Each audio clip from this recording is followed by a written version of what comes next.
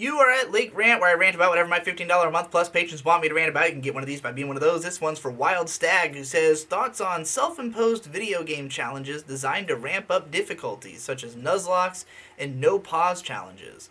I think they're pretty awesome. I mean, this kind of falls into the category, I think, of like emergent gameplay, of people, making up their own ways for a game to be played based on what, exists within the systems, whether it's really the way that the developers intended for you to play it or not. And I think it's kind of one of the magical things about video games, that they can be so malleable. They have this sort of playbox element, which is kind of like integral to the nature of the medium. Like, sure, not all games have much in the way of like different ways of playing it, but I mean, if there's any kind of interaction at all, it can be different between different people, and there can be some element of self-expression within the game, and some way of sort of customizing your experience to make it the best for you.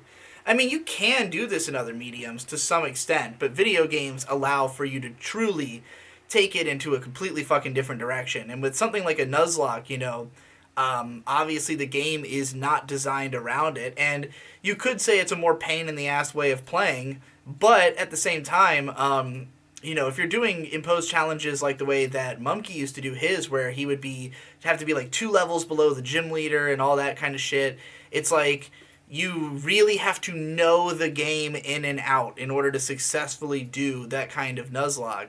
And it's just an interesting way to sort of deepen your intimacy with the game. Like, speaking personally as somebody who as a kid would play through Pokemon by just leveling my starter and basically using nothing else. Like, these are games that don't even require themselves to be hard in the first place, much less extremely challenging. And so it's really interesting to see how morphable the experience is.